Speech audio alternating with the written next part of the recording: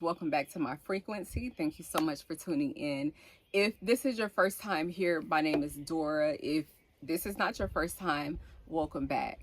Today, I want to talk to you about the fact that you don't need to rush your healing process, your healing journey, whatever you're on.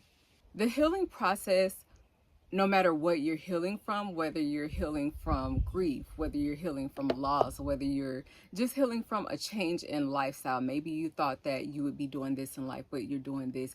It takes time and patience. It takes time and patience and just accepting who you are at this very moment. I think sometimes we can tend to live so far in the future, which creates anxiety, or we can live so far in the past, which creates depression, because now we're sad over all the things that didn't happen, and we're sad over what should have happened and what we're worried about, and really that takes away from just enjoying the present moment. You guys ever seen the movie Soul, where you had the guy and the whole time he's just focusing on this goal, he's focusing on this goal, he wants to be like the greatest musician, but in between that he's not really enjoying the parts and the pieces of life that he should in the present moment. And there was a scene in that movie where his mom asked him, she's preparing food for him, and she fixes it and she puts it on the table, and she's like, like, what are you going to do? Like, are you going to keep being here? Are you going to keep being there? Or are you going to find time to come to the present moment? Or are you going to eat at least? And he was just like, no, like, I don't want to eat. And it's just crazy to think that some of us can be like that with ourselves and in our daily lives. Like him saying that he didn't want to eat, but it's the eating that takes you to the next moment. It's the time that you step back and you be patient with yourself that is going to carry you to the next moment. Because if you don't eat, how are you going to get to, you might get a day or two, but he needed to eat, and he wasn't thinking enough about that present moment. Like, okay, I actually need this food to nourish my body so that I can make it to the next moment, or I can make it to my dreams and my goals. There's also the pressure of society. There's the pressure of us aging. There's the pressure of thinking like, okay, well, I'm turning this certain age, so I should have had it done by this time, or I told myself that I was going to have it done by this time and it's not done. And then you start comparing, and it's like, okay, but your life is totally different. And then there could be the pressure from society. Maybe people had that in their mind a certain idea about you, or maybe you had a certain idea by yourself. By a certain age you would be here, by a certain moment in time that you would have this accomplished. And if you haven't, or you don't yet, it's totally okay. Like, we're all different people, just like fingerprints. We're totally different, and sometimes we're going to complete and we're going to finish things at a different time, and that's okay. It doesn't make you any less of a person, and if you do finish early, it doesn't make you any more important than the person standing next to you.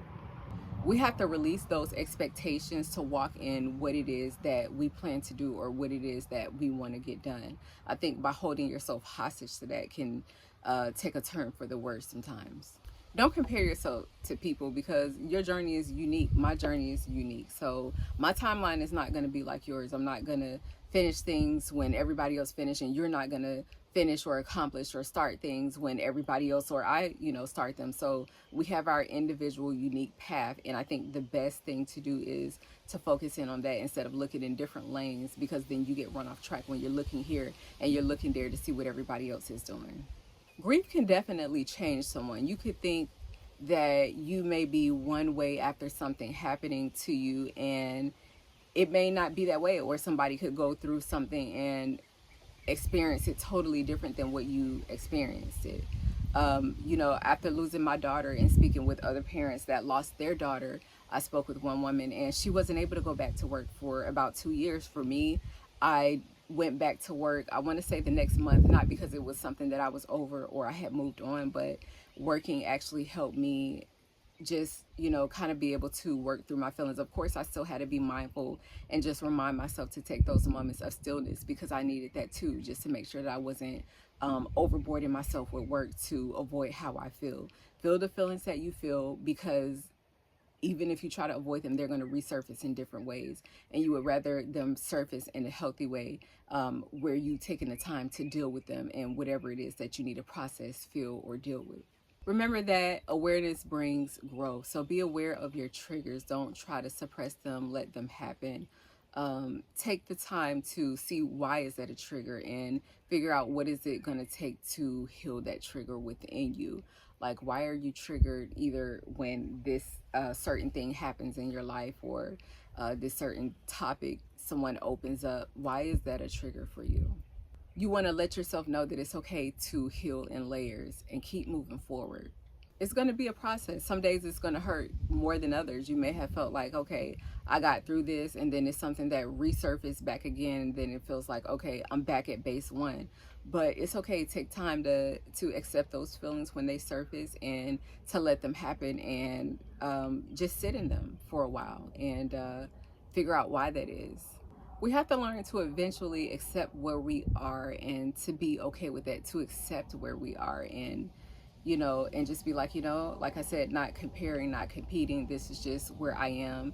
Accepting is also being okay with the present moment and saying, well, I'm grateful for this, or I'm grateful for that. My life may not be perfect, but at least I have this, at least I have that, and I can be happy in the moment. There was a study that was done where a lot of people, on older people, and this particular nurse on the deathbed of some older men, she asked, what was it that they regretted the most about their lives? And a lot of them said that it was the fact that they didn't allow themselves to enjoy the moment. They were always working towards something, working towards that, and working towards a brighter future, working towards a job increase, a financial increase, just something different than where they were in the present moment. And if your mind is always lingering to a future outcome, you can't truly enjoy the present moment, and having gratuity for the present moment allows you to be present. Forgiveness is so important, and I know you may hear people say that, well, you have to forgive for others, but sometimes just forgiving yourself is the first step, and not replaying it in your head, and allowing yourself to say, okay, I made a mistake. I plan to do better, but I can release that. I can forgive myself and tell myself that it's okay. I'm human. I make mistakes. I may make another mistake again, but I'm going to keep moving forward. You are becoming, and you are evolving, and all of that process, it creates a new person. So just be open and accepting to the process, even when it hurts, even when it feels painful, and it feels like I really don't want to do this, I really don't want to be here. But part of that acceptance is becoming, evolving, and changing. And once you let that happen and you're able to go into that space, you'll love the person that you're becoming. Thank you guys so much for tuning in to my frequency. Until next time, peace, love, and blessings.